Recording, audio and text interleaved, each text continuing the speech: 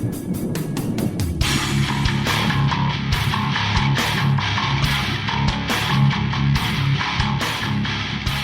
to Bitstorm, a comedy game design podcast by two guys who know nothing about comedy nor game design. I'm Ben Slinger, and with me, as always, is Trevor Scott. Hello. Do you know, after 80 episodes, I'm still never quite sure what to do after you say your name. What do we say? Do we just jump into the game? Do we do a little recap of our week? I don't know. Who wants to hear what? What do you guys want to hear? Tell us. You want to hear that I was on the radio the other night? Okay. So I play in a band, and we got invited onto 3RRR here in Melbourne. And at midnight on Monday, I jumped into the studio in Brunswick with... Literally jumped. And those are our first two words, band jump. Go on, tell your story. I got nervous as all hell, even though I sit in front of a microphone every Wednesday, and... Yeah, well, there's a difference between doing it live. We get to edit. We get to edit all the stuff out, like that whole story you just said about the being on the radio, and now nobody knows why we're talking about this. No, I'm just kidding. I won't edit that out. Thank you. Asshole. All right, that was enough banter. Let's fucking play Click Pitch. All right, 3, 2, 1, click. Are you going to tell people what the fucking game's about? No, fuck them. Fuck them. Fine, Click Pitch. Yeah, okay. For those who may not have listened to the last 79 plus and sundry episodes, a Click Pitch is a game where we each have a random word generator in front of us, and on the count of 3, 2, 1, click, like I just did prematurely, we will each click refresh and get a new word, and we'll say those words out loud, and whatever pops into our head, that becomes a game design.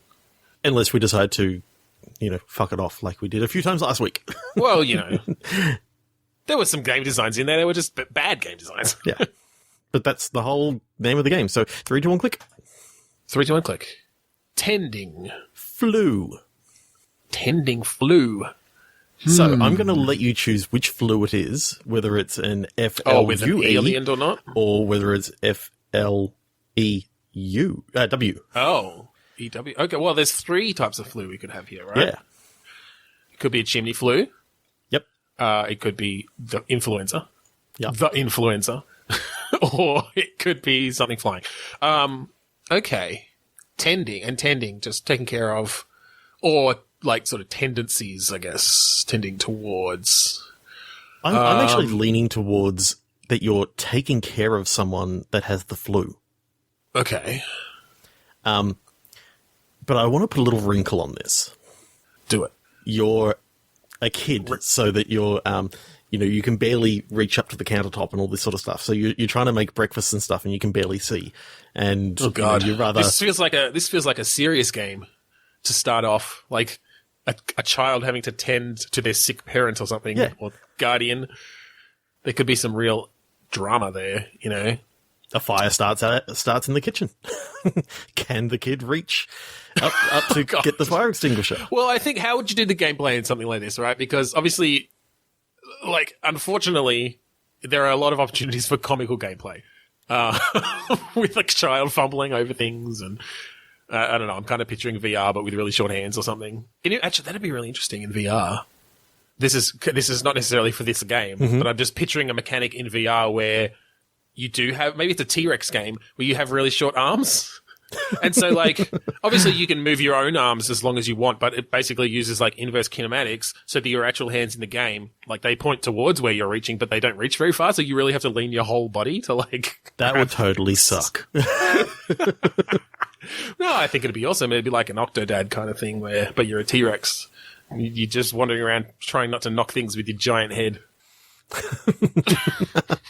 And you've got the flu. And you've got a little kid taking care of you. That's how that game would work. So yeah, I do like the idea of the VR. I'm thinking that you could have lots of sort of puzzles where you've got to be able to see up. So therefore, you're looking at what you can move around to stand on top of, and effectively, you're thinking of a puzzle game within 3 dimensions. Okay. I guess it does really come down to the tone, right? Because you could tell quite a solemn story about a kid having to take care of their sick parent. And we started with flu, but maybe it's, or maybe it's full on, what's the lung thing that comes from the flu? Emphysema. Emphysema, You know, maybe bronchitis. Progressed to full-on emphysema or something. So it's like literally someone that's bedridden and can barely move, but for whatever reason, the only person to take care of them is this kid. Like maybe you're out in the wilds of nowhere or something where there's no one to help and it's like snowing outside and you can't get to the nearest town. Like that could be a really solemn game where you're basically watching this parent slowly die and maybe trying to take care you of were them. thinking of pneumonia rather than emphysema. Yes, pneumonia, that's the one. I'm going to cut that in. Pneumonia. Just needed a clean version there.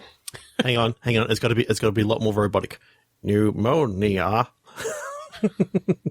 That's not how editing works, Trevor. You don't have to be a robot. I'll just auto-tune it in. Pneumonia.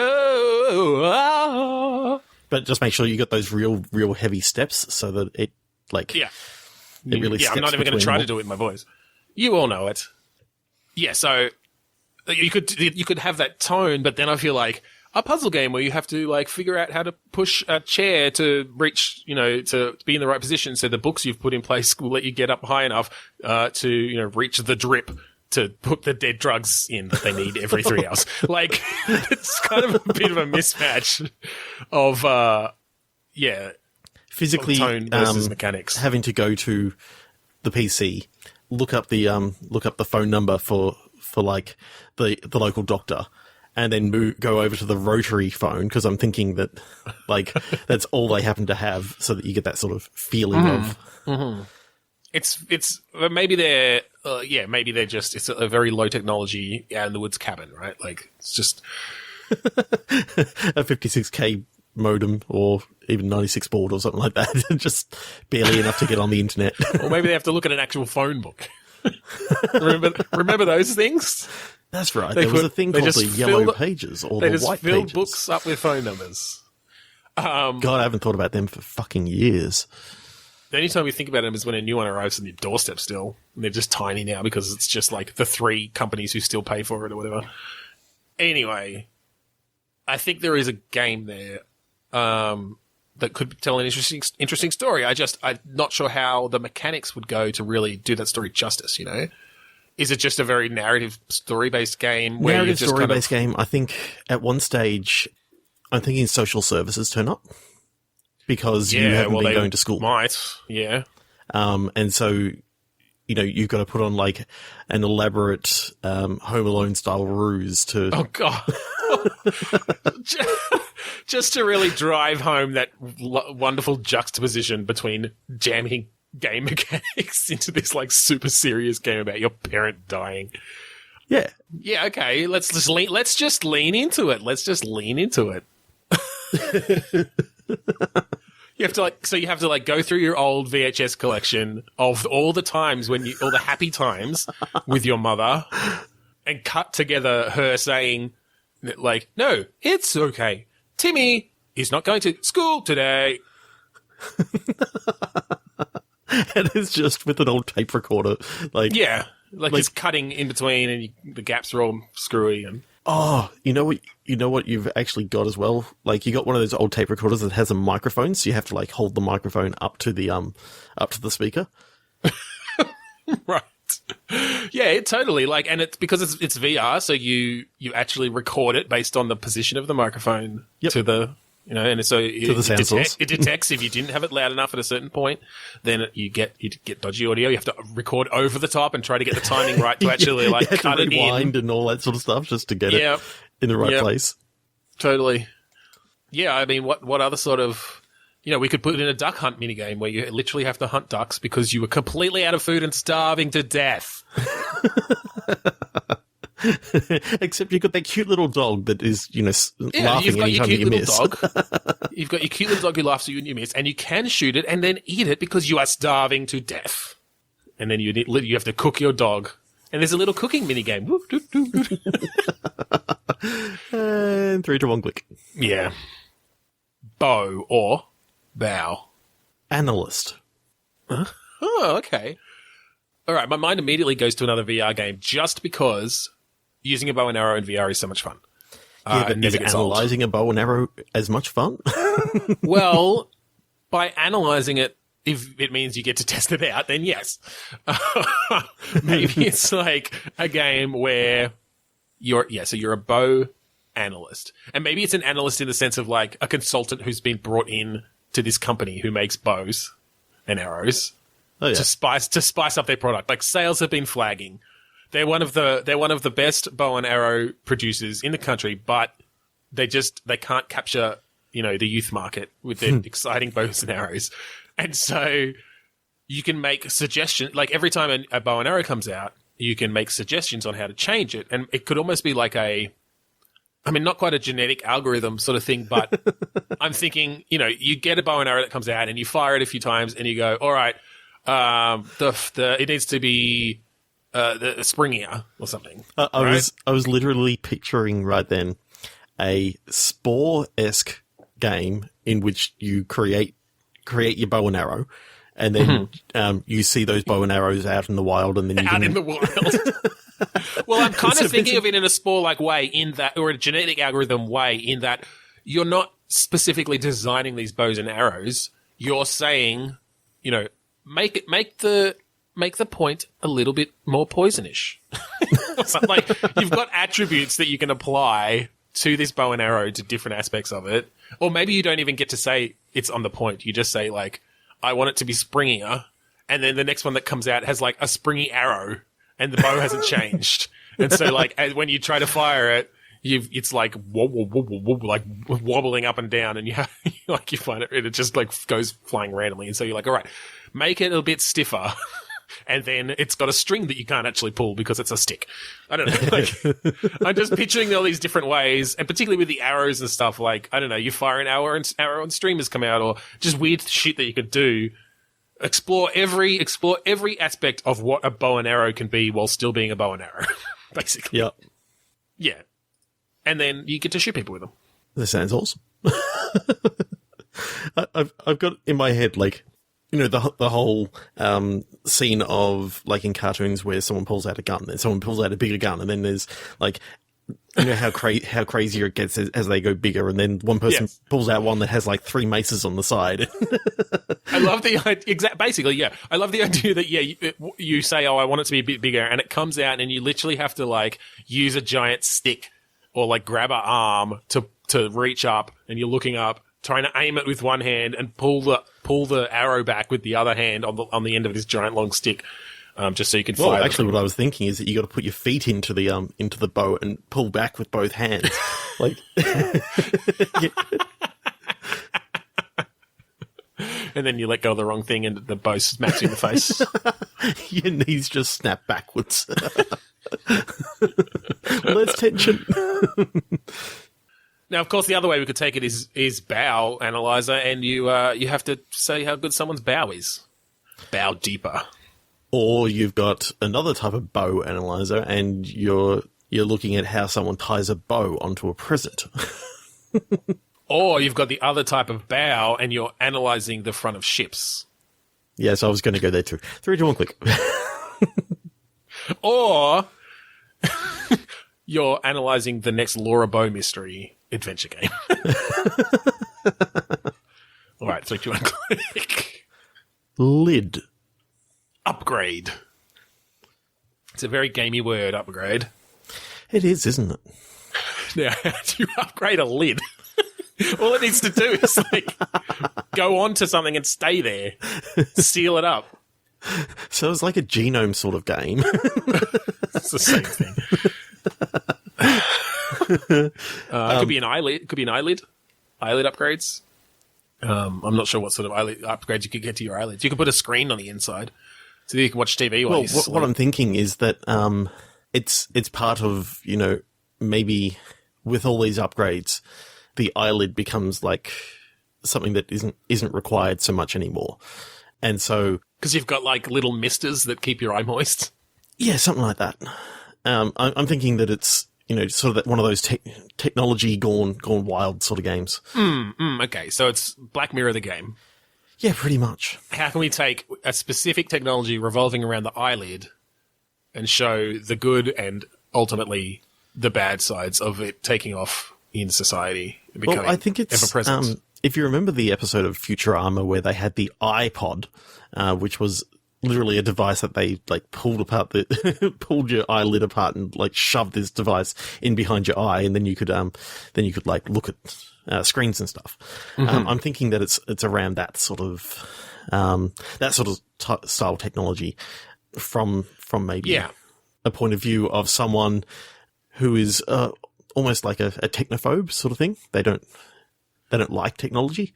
All right, this could be really interesting if they embedded augmented reality on the inside of your eyelids, right? Mm-hmm. So if you're walking around out there with your eyes open like normal, the world is normal. But you close your eyes and your augmented reality's on, and it's just like, and I'm almost picturing it coming down, like that eyelid coming down over your eye to reveal the augmentations to reality. The digital world sort of thing. The digital world that's overlaying the real world. Oh, that could be really cool. But what's super fucking creepy about that for someone who doesn't have it is all these people are walking around with their eyes closed from your point of view. Yeah. Because they're just looking at this augmented world. And like they've got there's like cameras built into their eyelids and shit, right? So they can still obviously just walk around the way they normally would be. But if they want to stay in the digital realm, then they keep their eyes closed.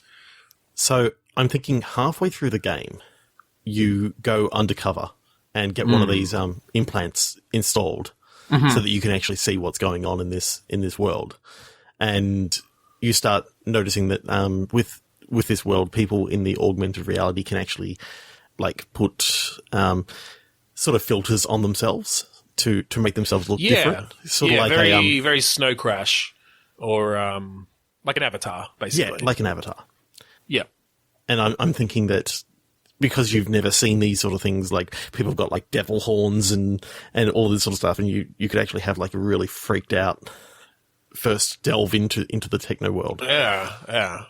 Yeah, well, take it to almost a nightmarish place that, everyone else is just used to it. But, like, this world is, like, fully fucked up. Almost like a scene from Hellraiser or something like that. Well, it'd be like, it's because obviously with the internet, like, it'd be fucking 4chan, but in VR, like, but real. Fuck. So, yes, it'd be fucking nightmarish. Yeah, I really like this idea. So let's think about it a bit more. So your character's a technophobe. I like that. They don't have it at the beginning. What is their job? Like, what is their role in this game? Why have they? Like, I do like the idea that they're having to investigate. Which takes you down that usual road if they're a cop or something. But I feel like I want to do something a little bit different than that. Okay. So maybe they're investigating something like under the table, off the book, like for their own purposes. What I like is that they were born into basically a resistance group. Who like an anti-technology sort of thing, neo-Luddites. They pretty much grew up, and they're not necessarily religion as such, but their beliefs is that the technology is bad, and you sort of get indoctrinated into this whole no technology thing.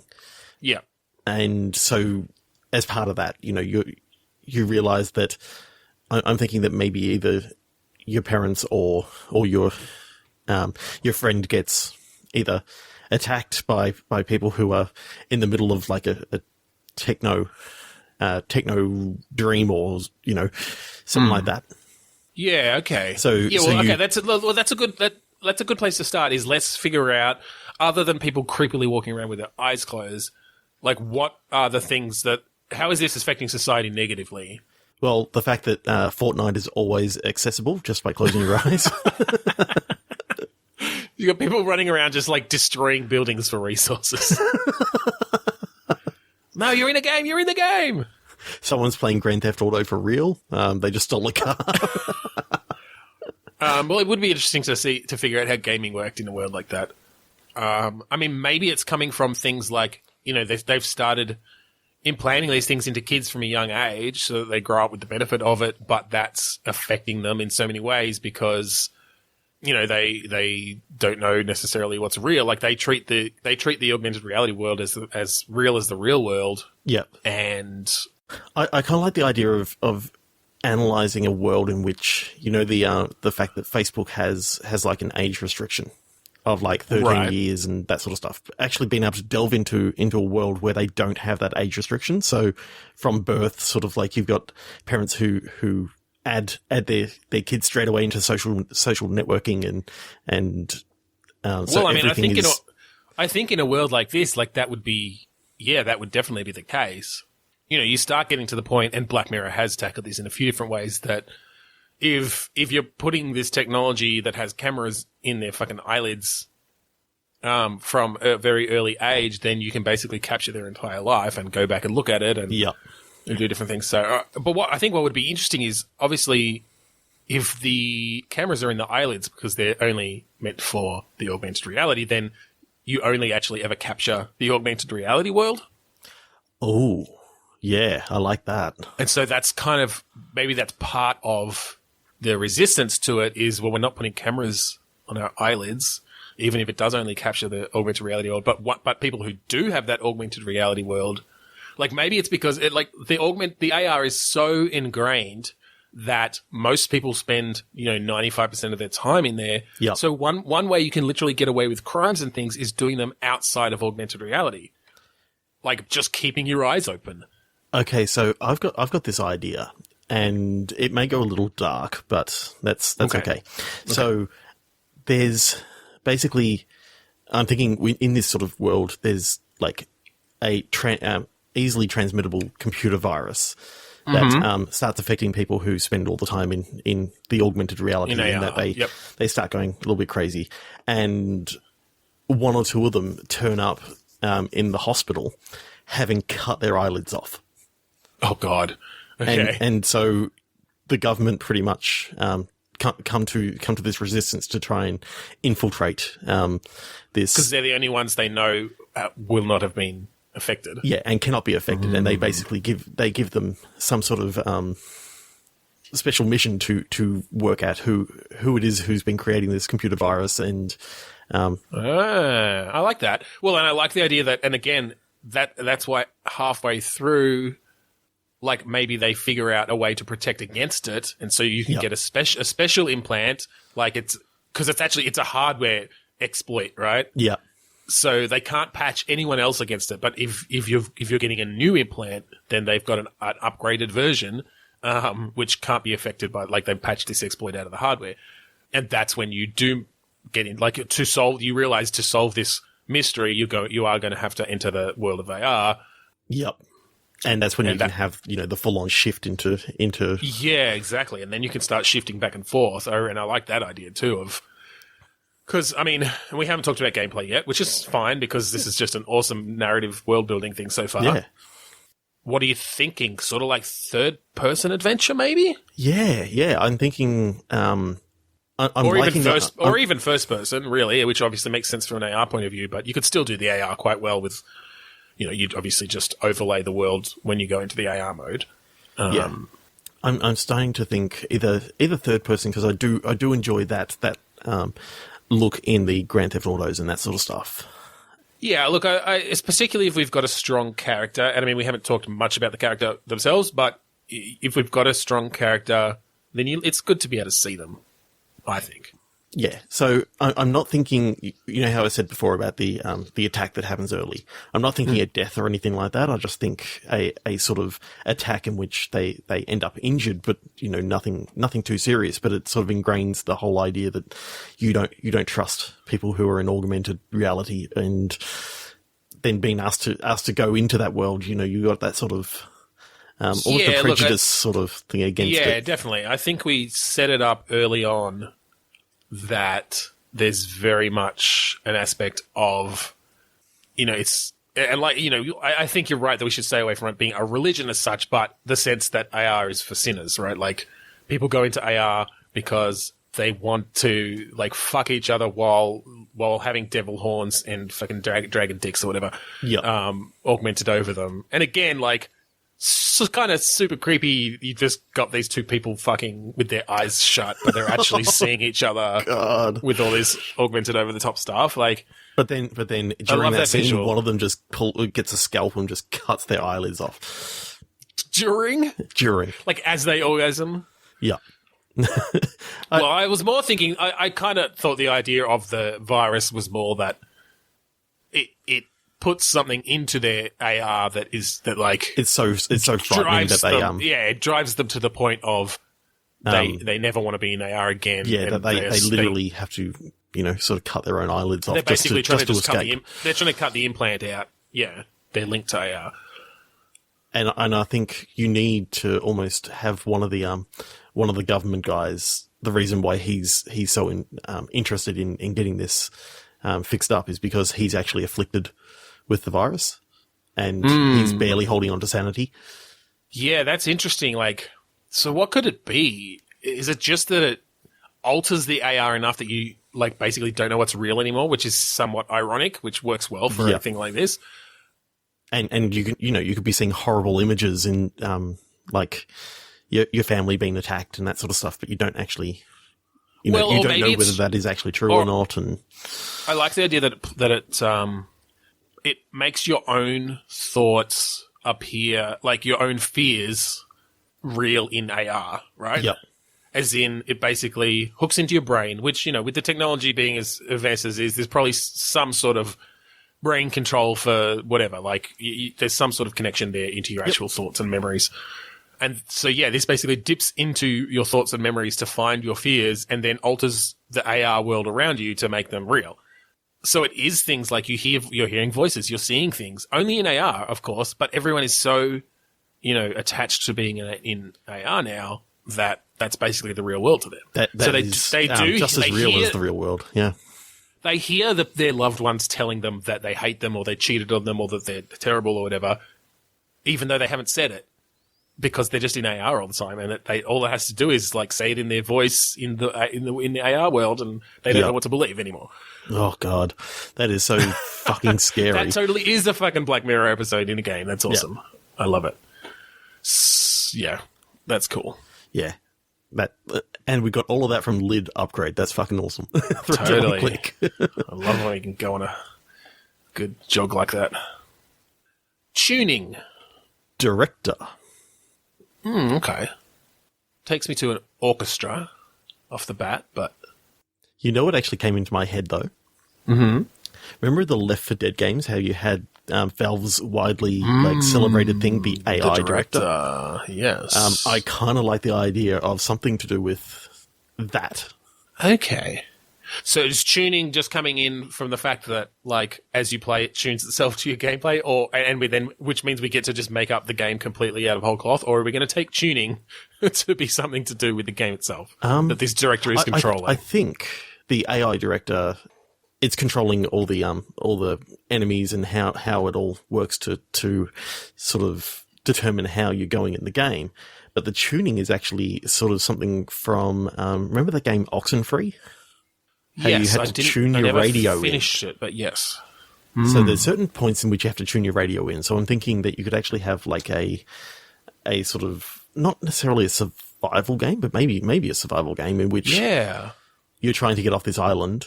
You got the AI director sort of throwing hordes and stuff at you, and you're trying to get to like a high point to tune the radio. Yeah, okay. I like the idea of a co-op survival game with first-person shooter aspects, or really some sort of combat-based aspects. Like, basically a combination of Left 4 Dead and any game that has horde mode, right? Like, because I know that Gears of War had a horde mode where you got to build like turrets and walls and things, but take that, expand it so that it's not just defensive stuff you're building, you're having to like build up your camp in that way that a lot of survival games do, and probably obviously not as slow-paced and in-depth as those survival games, because you want to be able to play through a mission in, I don't know, an hour or an hour and a half or something.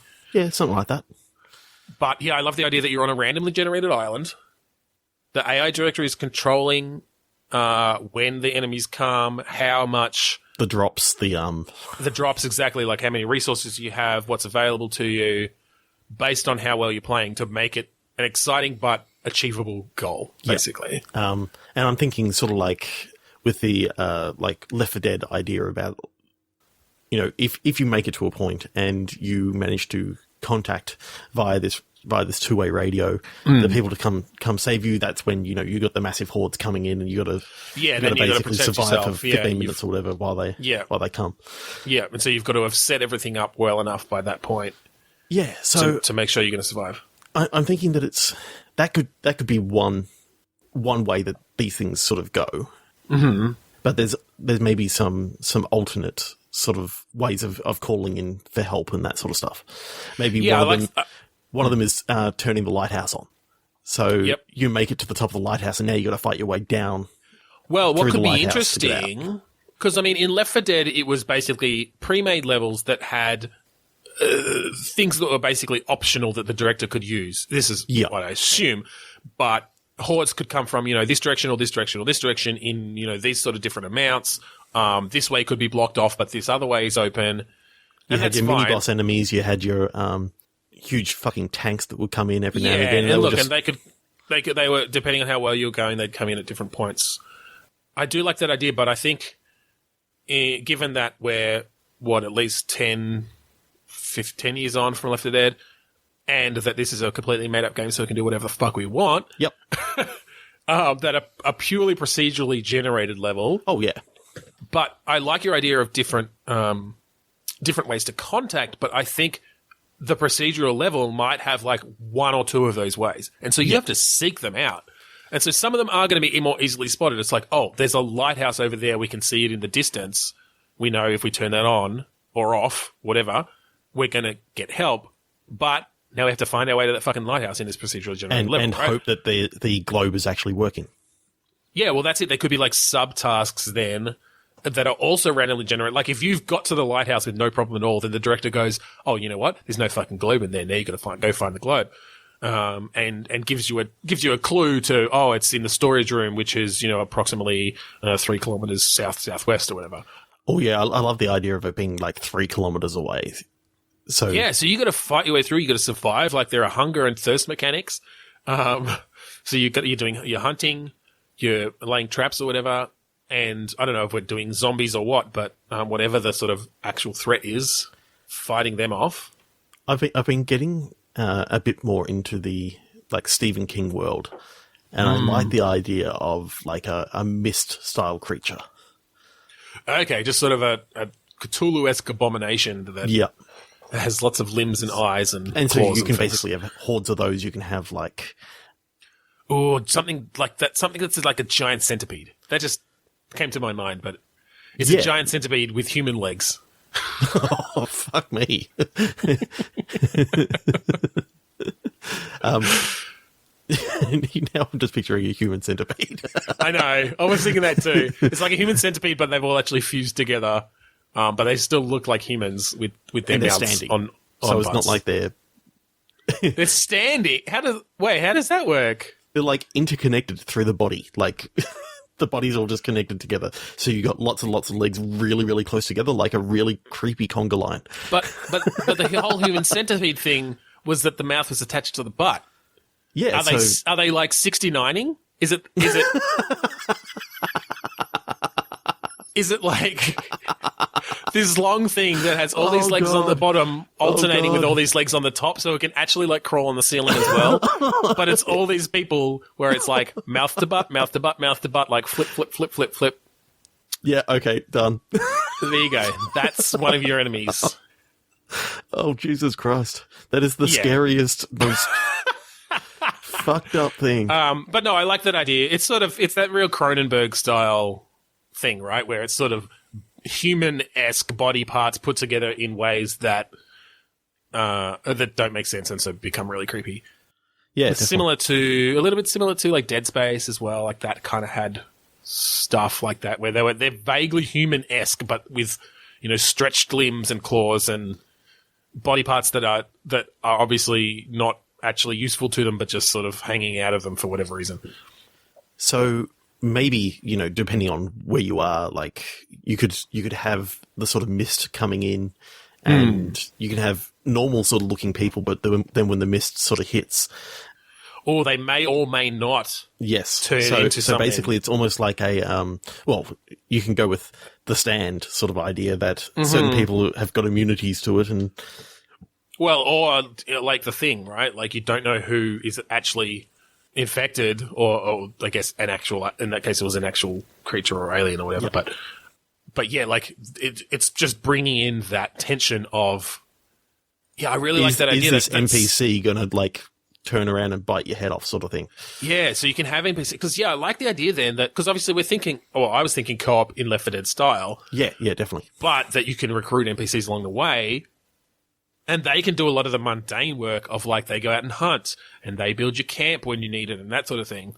Yeah. So you can do it without them, but it's just more tedious and takes longer, But which is risky. trust Which is issues. risky in itself. But then you've got trust issues that when this mist rolls in, you know that they could turn into a vicious creature.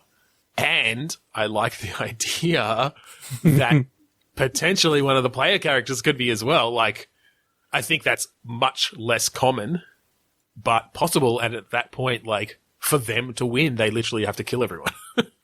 It actually says you have been infected. Yeah, but nobody else knows until you transform. Oh, fuck Well, I don't even know that. Like, I don't know that we want to do the whole the thing thing. Where if they're infected, that they know and they're actually working against the other people. I think it's more just that when this mist rolls in, that is the catalyst for a transformation if you have been infected by this thing. Yeah. And if you are infected and no one else happened to see it, when you were there, I like the idea that, basically if you're away from someone and the mist rolls in, the first 5 seconds is a unintended transformation, and then you can turn back. Oh. And so therefore, if you were both you can work against them in that way. You can work against them that way. Well, you will know, and then you can then. Well, okay, that's interesting, but actually, I kind of like the idea more that it is an unintended transformation, but it's permanent. It's permanent while the mist is there, but then you transform back, so you can still actually win if you can still win if you're infected in the traditional way. You can still survive. Yep. Because if if your other teammates hold you off while the mist is in, then you transform back and then you're on their team again. Right? And now it would be tricky to give the right incentives, but I think you could manage it that obviously to give them the incentives that if you're infected and you've transformed, now you are able to and want to and are incentivized to kill your partners. But once you're back, that incentive is gone. And they may still kill you. The bigger incentive is to actually survive. But yes, they might decide that the risk is too high. So you have to convince them that you are still working for them to get everyone to survival and that you're useful. Yeah, but then people are just going to not want to attack. Well, but that's what I mean. I think we need to figure out enough incentive for... Does the AI director take over your character? Oh, maybe. Maybe it takes over for the most part, but you've still got some input. So if you're walking past and it sees something in its thing, in its vision, the AI director may take over to basically be the base instinct. Well, to try and not even jump. that. I think if the mist comes in, then yes, the AI director takes you over if you're infected, but it's not just if someone comes. Like it's now hunting down the other players, just like any other mist creature, but you have some influence over it, so maybe you can like tell it to attack one person over another or something like that. Like you have some way of influencing who it attacks or how it attacks. Yeah. Because then, that takes away, like your goal as a player is still survive and get to the end. But now you do have that tension of it's too dangerous keeping you around. The other people might kill you. So you do still have to convince them. But of course you can still take out NPCs and that sort of stuff. Like, I guess I wonder, like, I guess I'm trying to figure out what that influence could be over that AI controlled thing where it gives them enough power to sort of still somewhat help their team without just making it completely like that there's no risk. So it turns anymore. into quick time events in which you can, if you succeed at like a quick time event, you actually get to choose to spare and go after someone else. Something like that. Maybe not a quick time event, but some sort of skill based thing where, and it might not just be to spare someone, but it might be like to choose to attack an NPC over a player character. Yep. Takes some sort of skill based test. I'm sort of seeing in my mind, as you're attacking someone, you see one of those pendulum sort of things, and when it's in the middle, if you happen to click in the middle or on the edges, you can basically have the swipes go out to the side, and sort of miss the people. Yeah, or just again, I'd like choose to attack someone else versus the player character. Yeah. Anyway, I think there are some. I think you could make that work. Yeah, I do really like that idea that the director takes them over for that period. But we're talking like a 1 in 100 chance of your character being able to be taken over. Look, I think maybe not 1 in 100, but I think it's relatively rare. I don't think you'd play 100 games and not see it. I think you'd play 20 games and not see it. So maybe like a 1 in 20 chance that a player character is infected. Yeah. I think that would be sort of good odds. But yeah, most of the rest of the time you're just as a co-op team surviving, recruiting NPCs who might be like they've got more of a chance of being infected. Oh, yeah. But obviously it's easier just to kill them off if you decide that that's useful. Surviving and figuring out how to get help. That's awesome. And I'm thinking that one of the things I like about Fortnite, but also don't like about Fortnite, is they've got like weekly challenges.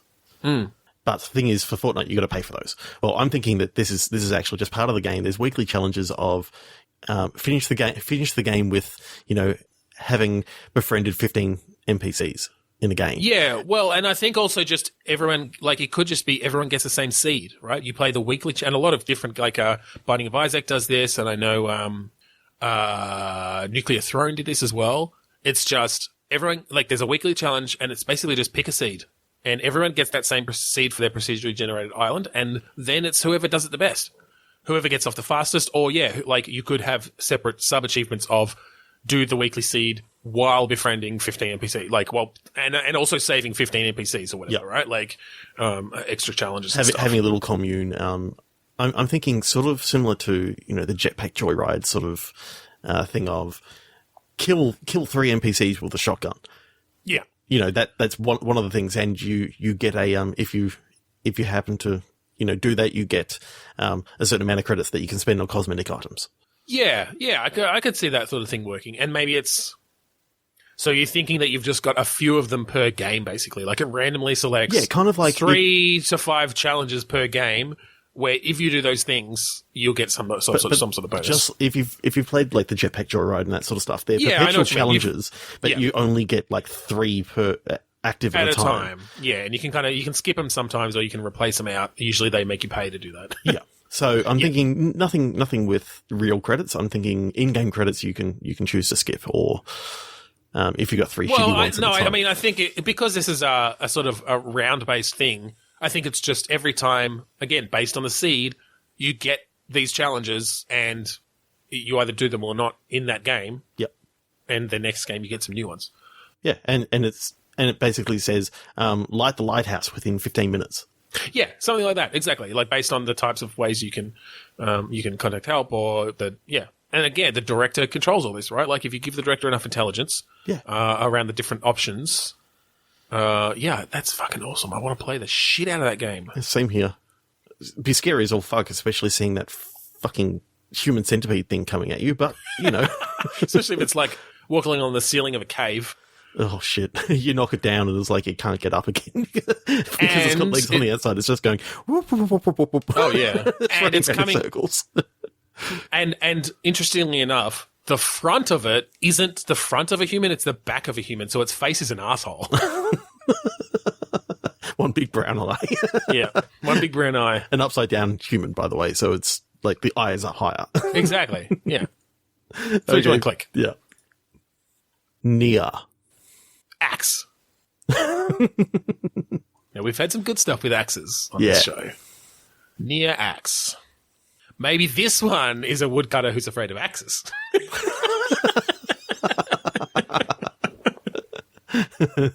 To get that joke, Just to get that joke, go see episode 9 of Bitstorm when we had Inga Berman on. So that was a good one.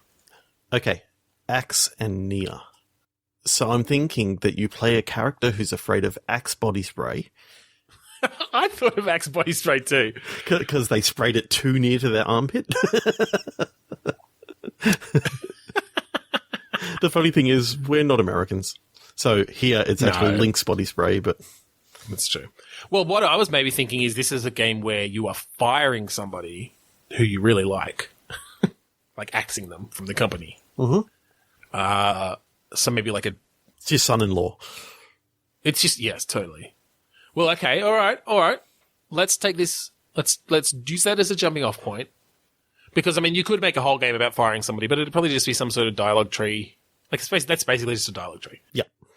But maybe this is a business management game, but with these aspects of working with family. Like, you are not only managing the business, you're managing your family relationships. And that's like an added aspect to this business management game. I feel like that's something that's not usually tackled. Yeah, I don't think it would be. So, what sort of business? I'm sort of seeing it as maybe a furniture business. Okay. So you've got salesmen on the floor. You've got like manager. You got the manager. Well, you're the manager, I guess. Yeah. Because I'm trying to think if you want something that's got a fair few different roles that you can fill with family members or not. So what I'm sort of thinking is like it's like one of those theme hospital sort of isometric games, and you being the boss is literally you're locked in an office and you just got a computer screen that has that sort of isometric view, and you can see like the trackers that you've implanted in all your family members.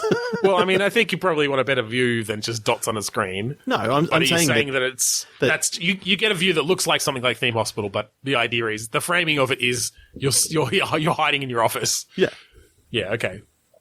You just communicate via the loudspeaker over the pretty much show floor. Like you can sort of ask someone to go over to, fix up all the sheets in near the double beds.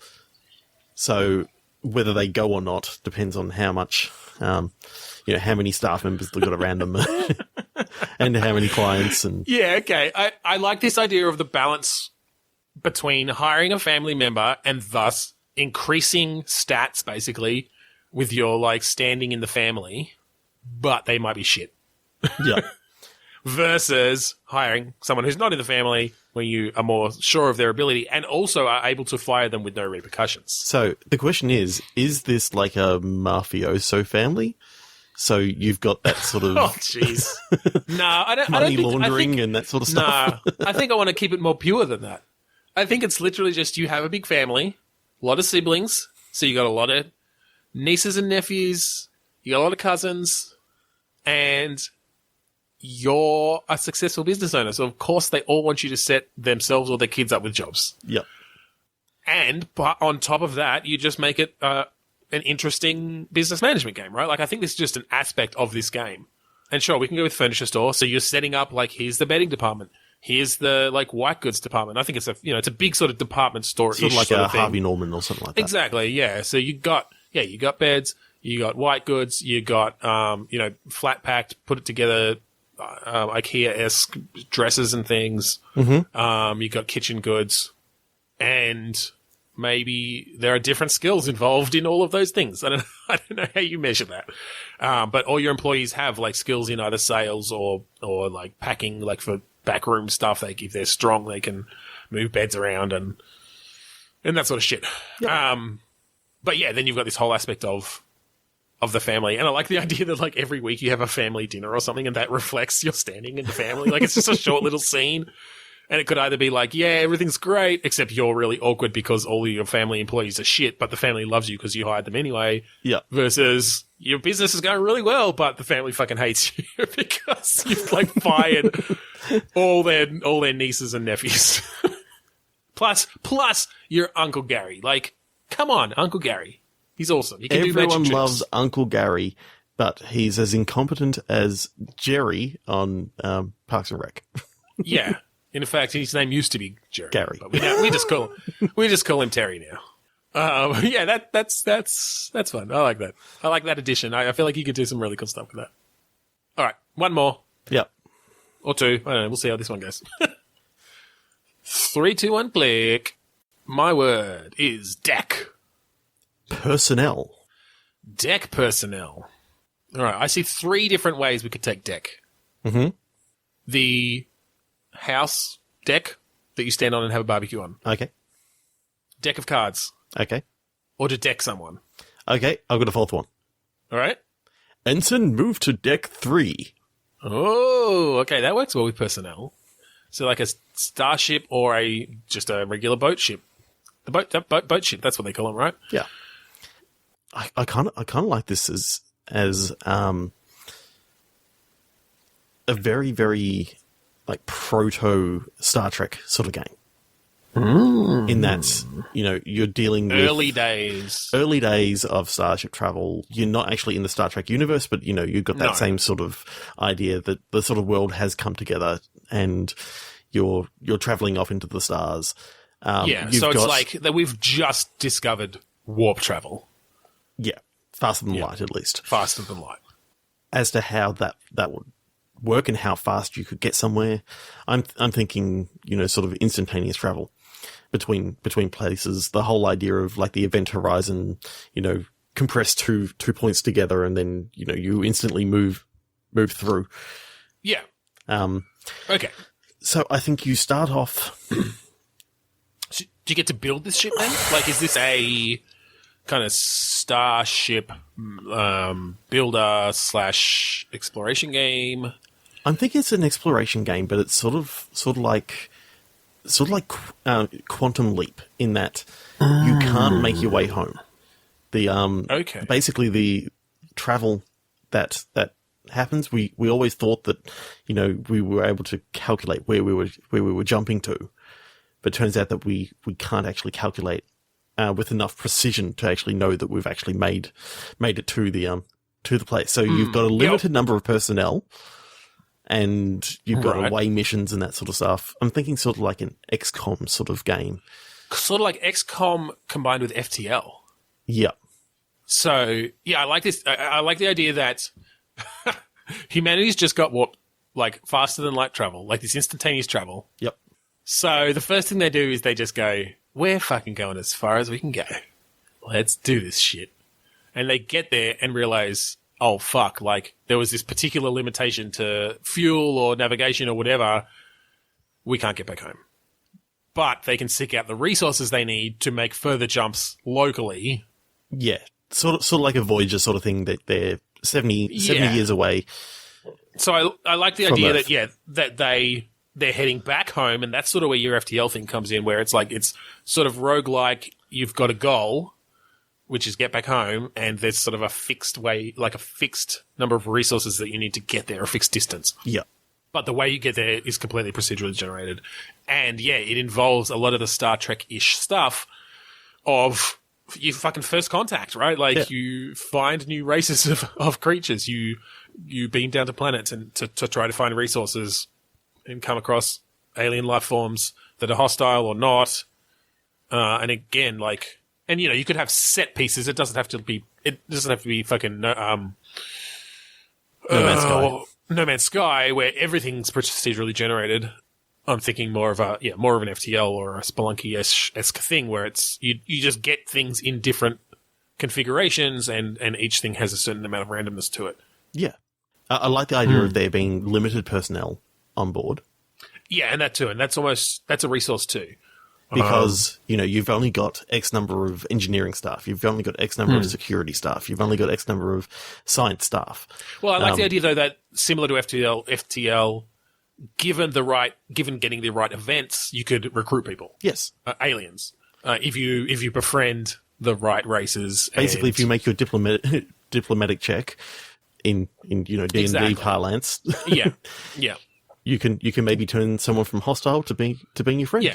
Well, and given that you've got the right, like, enough of a standing with them already, like if you've already killed 300 of their, of their family or their race, then they're probably not going to join your crew.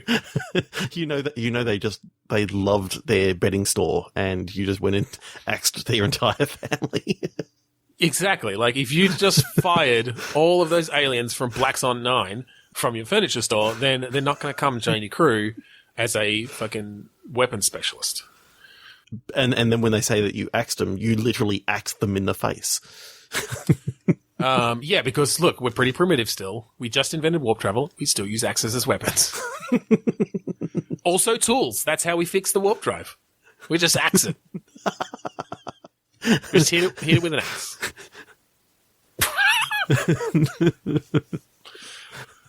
I'm imagining using the backside of the axe, just tapping on the warp drive. Dunk, dunk, dunk. All right, I reckon we've got time for one more quick one. 3, 2, Tickle and click. Desperate. Dying. So, you're at high school, and you desperately need to dye your hair.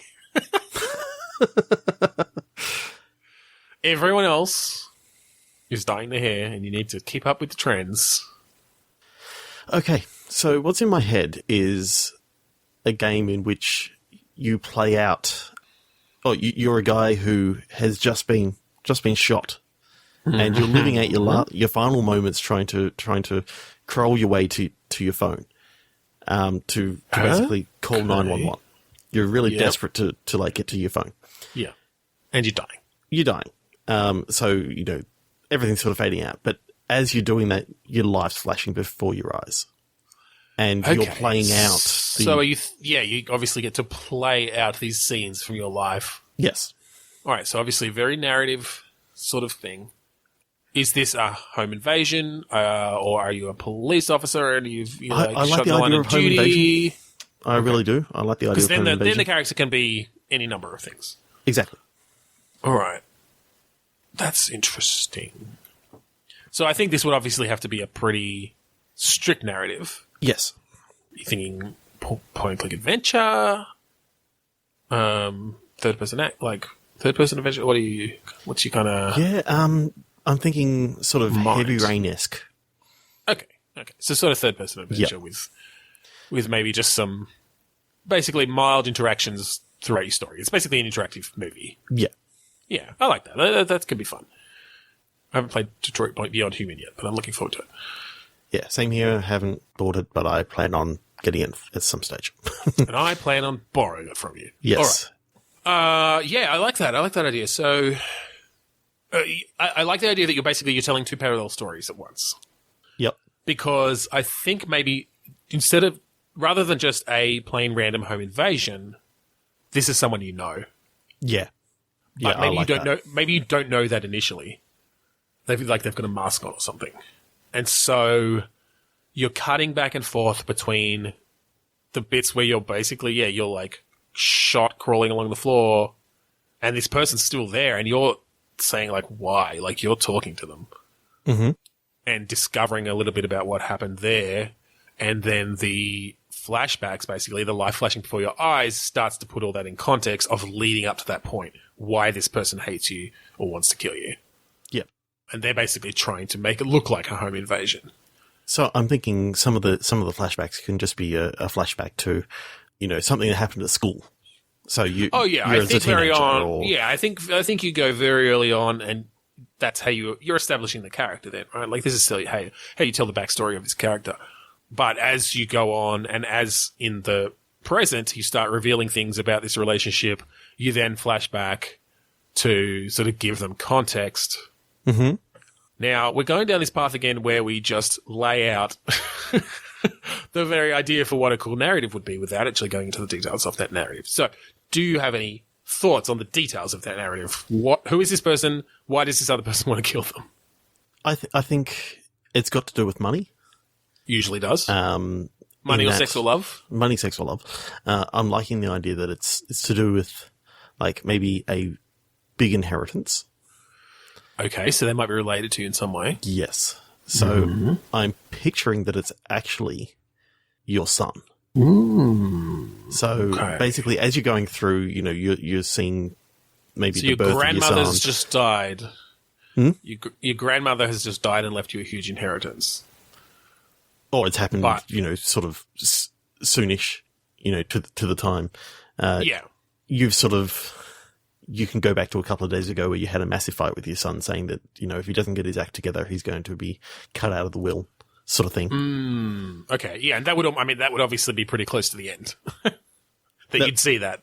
It would expedite it forward and that sort of stuff as to why it's happened so soon. Yeah, I think that's somewhat of the reveal almost. Because, I like the idea that but you don't find out who it is until pretty close to the end, right? Yeah. Like there's a reveal. But obviously showing an argument with your son over an inheritance, like after showing that you've inherited all this money is probably a pretty good indication that they did it. But yeah, I like this idea then that you start getting these flashbacks to very, very early on, maybe it's meeting your partner in high school or whatever. Going through a couple of dates and... Well, I kind of like the idea that it's one of those relationships where you met in high school but you didn't actually get together for like 10 years after high school. Yep. And you kind of reconnected. So you sort of see aspects of that. You see yourself, dating someone else in the meantime. You see the birth of your son. And yeah, I mean, I don't how do you think these things play out? I mean, I guess like you said, just in that sort of Heavy Rain style, it's just a little vignette of a fragment of this person's life. Yeah, and you can have sort of simple puzzle mechanics in the vignette of you're looking. It's like find this particular inventory item because someone told you to, basically. Yeah. Like it's not particularly taxing puzzles. It's just, it gives you something to do and walk around and feel like you're in control of this person. Yeah. And be able to read, an article or two and sort of see the things that are going on in the outside world. And yes. And also, maybe there's a bit of an internal monologue where you get the sense of how this person then reacts to those things in the outside world or the things that are going on in the scenes with their partner or whatever. I kind of like the idea that it's set in the United States.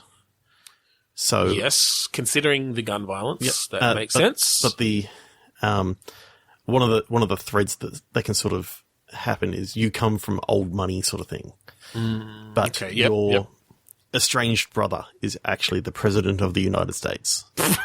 Okay, so you don't find that out straight away. But it's sort of like... and they're estranged because they're an insane millionaire. I'm thinking sort of like any time that you watch like American TV, a lot of the time, well, not any time, but most of the time. Anytime you watch American TV, their brother is the president. No, you're in sort of like an alternate reality where the current president is not the current president. Yes, okay, that's fine, yeah. Plus, you can set this in the 90s or even, earlier or something like that. But the idea that that's some of the story that you're reading about this senator sort of coming, this up and coming senator, and then later on. Right, okay. So in the present day, of course, they're president. But yeah, okay. Yeah, I like that. It just sort of adds a little bit of extra. Well, and then you can talk about the relationship between the brother and the main character as well. And look, that could even be a red herring of you lead the actual player down the path of thinking it's the brother. And the whole thing could come down to, it's a fight over a partner. Maybe the so it actually ends up being about love rather than money. Well, you think you go down the line that it could actually be about love. No, what you do, especially, look, if you're David Cage, what do? Multiple fucking endings. This person who's shot you, they've got a mask on the whole time. It could be any of them depending on how you play the game. It could be the brother, it could be the son, it could be the partner who like the other people love, and they're killing you to get your inheritance and run off with whoever else, with the brother or something. Yeah, like okay. Yeah, it could actually be your grandmother in disguise if you like your grandmother. It's like, you're never getting my fucking money, bitch.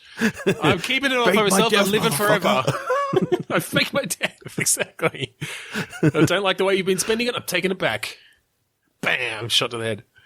I like that idea of multiple endings. I like the idea of a masked antagonist, and obviously in between all these flashbacks, you're having probably just basic dialogue trees, but you're having conversations with this masked protagonist. With like a ghost face killer sort of thing from Scream, that they've got a voice changer. Something. Well, maybe, or even I was just thinking a balaclava kind of thing.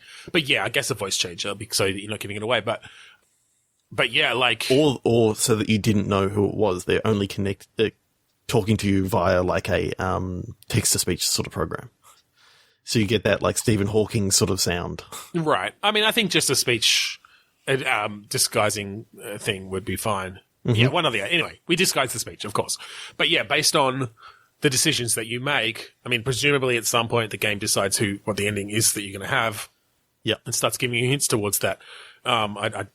like that would be incredibly complex to design, and I don't know how you do that. But yeah, at the end you get a reveal. You kind of have like a butterfly effect-ish sort of. Yeah, well, that's it. Things that you choose in the past affect what happens in.